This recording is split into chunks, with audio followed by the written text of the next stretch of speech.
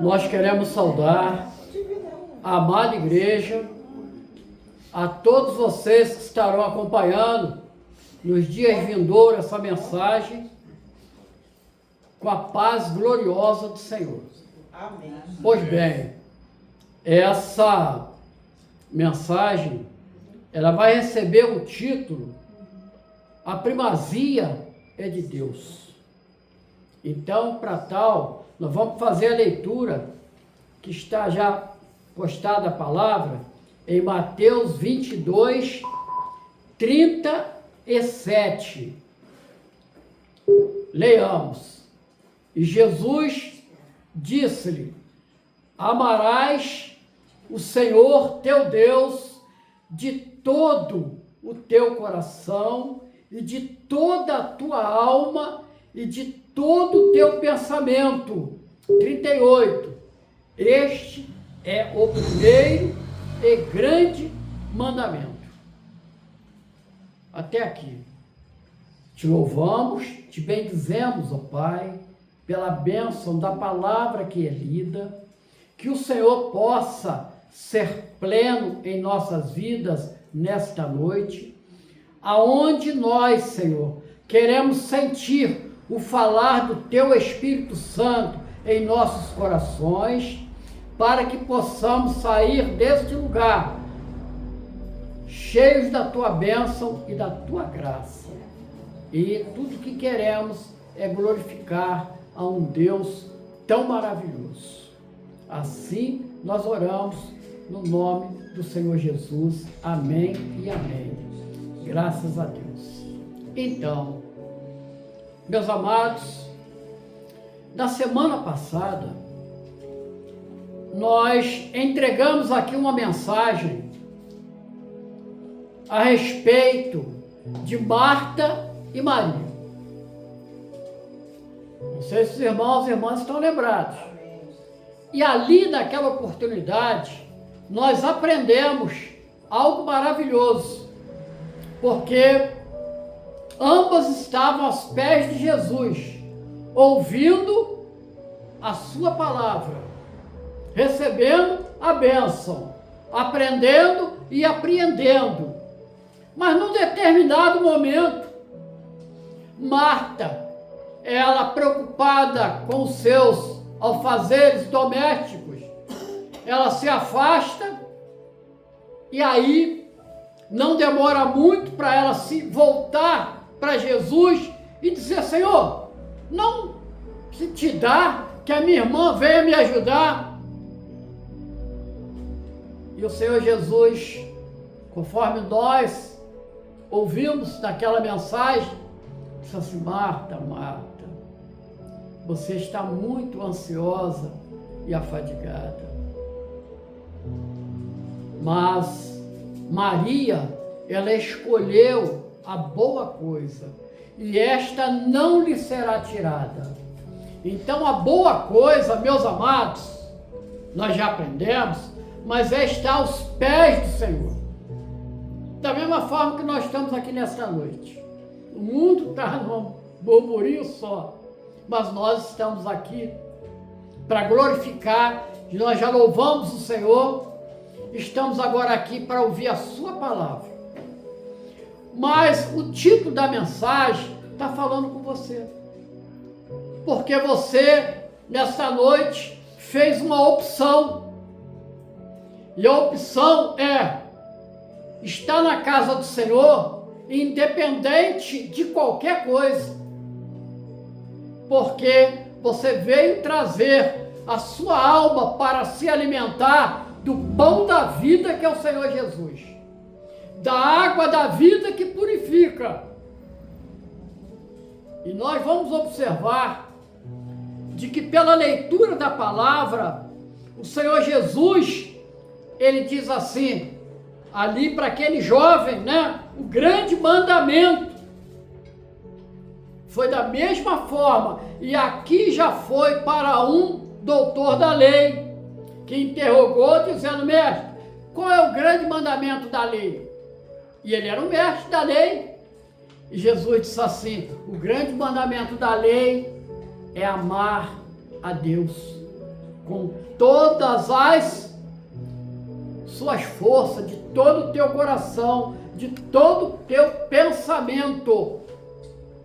Meus amados, minhas amadas, nós dizemos que é necessário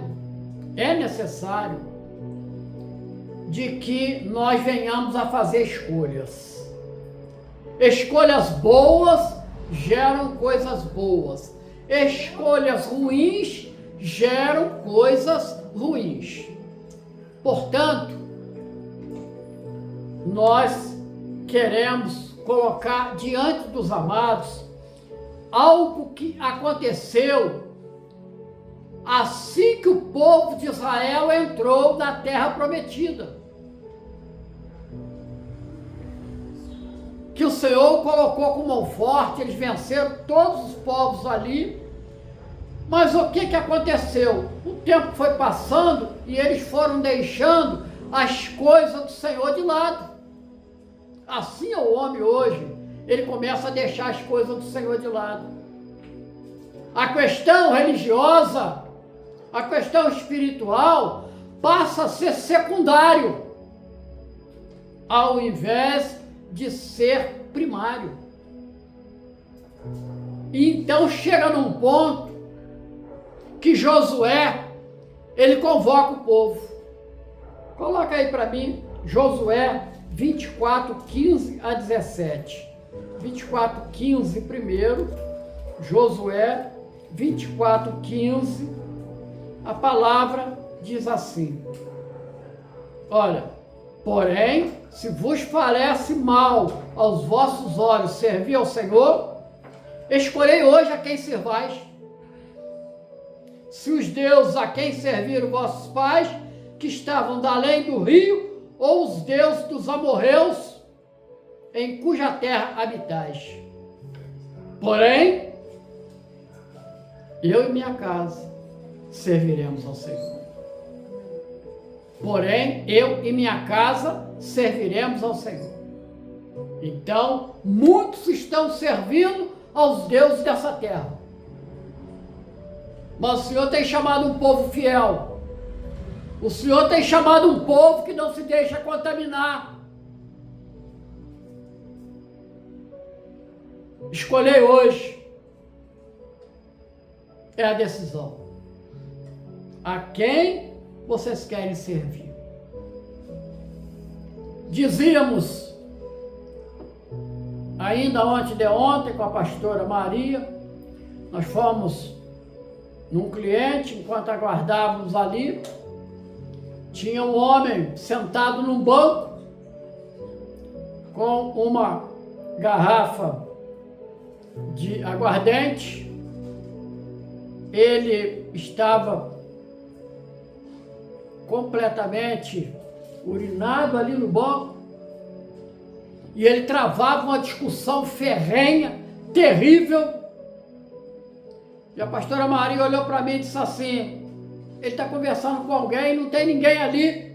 Eu disse assim: tem sim, pastora Maria. É o Deus que ele está servindo. O inimigo encosta. Ele encosta e a pessoa sente a presença dele ali e conversa. Mas é invisível aos olhos de quem escolhe servir ao Deus vivo.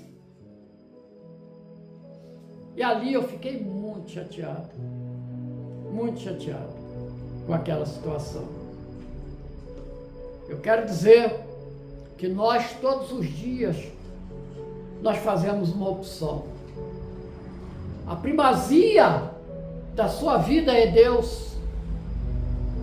Então, o que acontece com o homem? Se ele é a sua primazia, então ele e você precisa deixá-lo governar você, governar a nossa vida.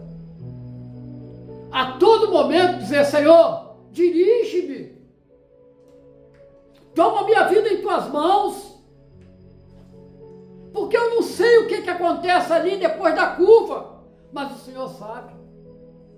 O Senhor é o Deus onisciente, onipotente, é um Deus maravilhoso. Isto é entregar a vida ao Senhor. Mas o homem, ele quer se autogovernar. Então, se cumpre na vida dele aquela palavra que diz em Salmos, que um abismo chama outro abismo. Então, conclusão, a vida dele vai de mal a pior. Ao ponto que ele vive em densas trevas, mas não consegue mais ver porque ele está cego. Então, ele passa a ser dominado pelo pecado. E o pecado é uma enfermidade incurável no mundo. Então, a cura provém de Jesus. Somente quando o homem se reconhece completamente perdido, ele olha para Jesus e vê toda a sujeira que há nele e ele se arrepende e aceita o Senhor Jesus como seu único e verdadeiro Salvador. Então, inicia na vida dele uma nova caminhada. Ele passa a ter no Senhor a primazia dos seus atos. Ele reconhece que ele não consegue fazer uma boa escolha. E a experiência está no próprio Senhor Jesus. Pedir, César, coloca ali Lucas 12, 42. Quando a palavra Lucas 12, 42, que nós precisamos aprender com o Senhor.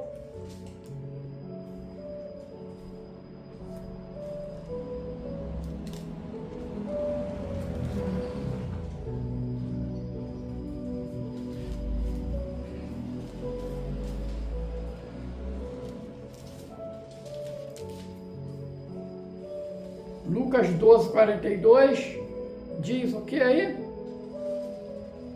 E disse o Senhor: qual é, pois, o mordomo fiel e prudente, a quem o Senhor pôs sobre os seus servos para lhes dar a tempo a ração? 43, bem-aventurado aquele servo a quem o Senhor, quando vier, achar fazendo assim.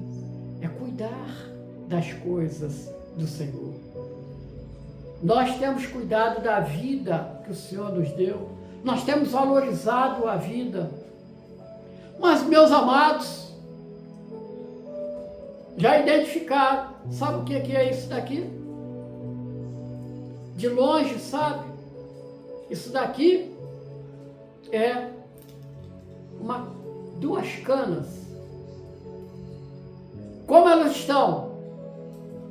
Desnutridas. Por que isso? Sem vida. Porque elas foram arrancadas do seu lugar original. Como um dia nós fomos arrancados do jardim do Éden. Então nós fomos perdendo vida como essa cana. Fomos secando. E não alcançamos a plenitude de Deus. Pois elas não alcançaram a plenitude, porque se fosse lá na casa da irmã Dolores, ela estaria dessa grossura aqui. Ó. O pastor teria que fazer assim para carregar. Ó. Quando nós estamos fora do Senhor, nós somos como essa cana. Secos, sem vida. Por isso que o Senhor Jesus, Ele nos chama, lá no Evangelho de João, no capítulo 15, desde o versículo 1, quando Ele diz, João 15, 1, diz assim, eu sou a videira verdadeira, e meu Pai é o lavrador. Vamos prosseguir. 2, toda vara que em mim não dá fruto, atira e limpa toda aquela que dá fruto, para que dê mais fruto. Eu queria agora lá a última parte do versículo 5, que diz assim: porque sem mim nada podeis fazer. Sem Jesus nós nada podemos fazer. Olha só que maravilha. Sem Jesus nós nada podemos fazer. Hoje nós teremos a mensagem vai ser bem abreviada, porque nós vamos sentar à mesa com o Senhor. Mas eu queria trazer para os amados algo que as pessoas não entendem. É muito comum você ouvir a pessoa dizer assim: eu me mando, é eu que me governo, eu faço o que eu quero, do jeito que eu quero, como eu quero, ninguém me manda. Mas é o contrário a palavra. Vamos ver Romanos 11:36. O que diz Romanos 11:36? Isso é para que os amados saiam dessa mensagem entendendo uma coisa.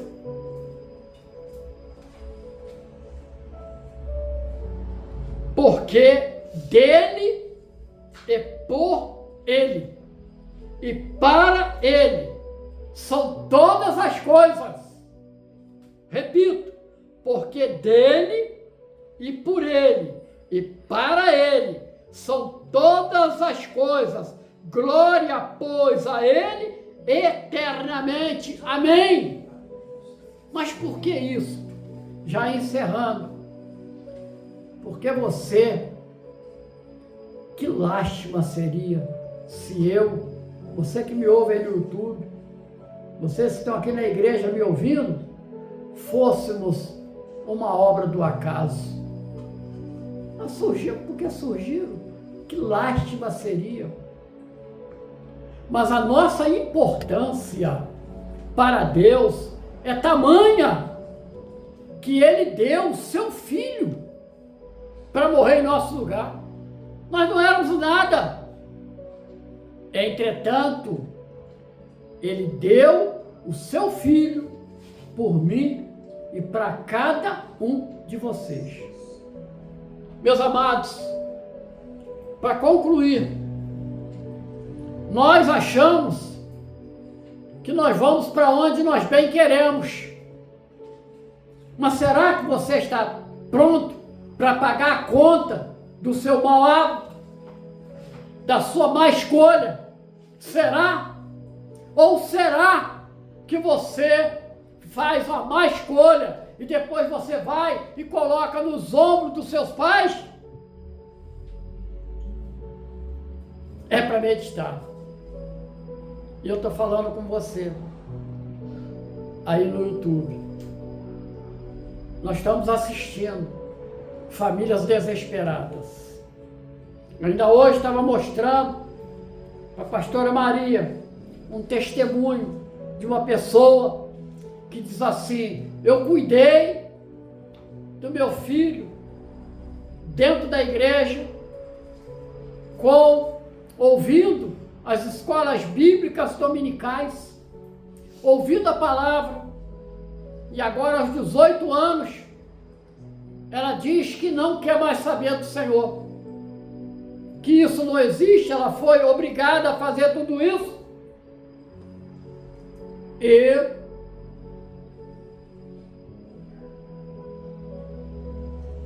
que tristeza. E a nossa observação, irmã, prepara para chorar por ela. Prepara para chorar por ele. Porque ele ou ela voltará para sua casa. Mas todo escangalhado. E você vai sofrer. Alguém disse assim: Deus não existe. Tá bom. Eu não trouxe aqui, deveria trazer, tá ali, eu preciso trazer para os amados uma declaração de um homem que chegou a ser considerado um dos homens mais ricos do mundo, Steve Jobs. Ele foi o criador da Apple. Quem é que tem celular aí? Quem é que tem? Ele foi criador da Apple. Sabe, no seu derradeiro momento, ele estava numa cama de hospital e ele diz assim: nada faz sentido. Com todo o dinheiro que eu tenho,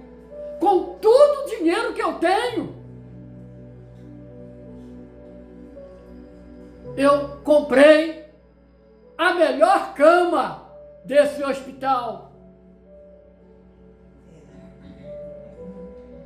Mas já me preparando para partir desse mundo.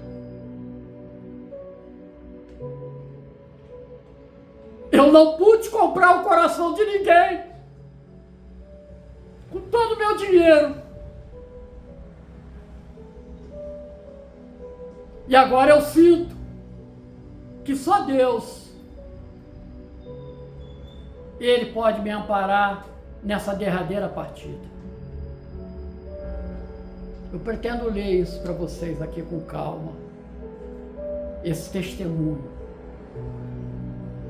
aonde os bilhões de dólares não compraram para ele a vida eterna. Era um homem que, ao se despedir desta vida, o fazia amargurado. Fica essa mensagem. Deixa Deus ocupar o primeiro lugar na sua vida. Ah, mas aí, pastor Carlos, eu não posso passear. Pode. Ah, mas eu não posso me divertir. Pode. Qual é o problema? Mas a primazia tem que ser do Senhor. Primeiro o Senhor e depois as demais coisas. Há tempo para todas as coisas. Não é isso? Há tempo de chorar, há tempo de sorrir, há tempo de nascer, há tempo de morrer, há tempo de ajuntar pedra, há tempo de espalhar pedras. É assim que diz a palavra. Então, meus amados, ao encerrar essa mensagem, fica aqui uma aplicação. Uma semana se aproxima. Coloque o Senhor à frente. Coloque o Senhor à frente. Que Deus possa nos e os abençoar. Podemos fechar.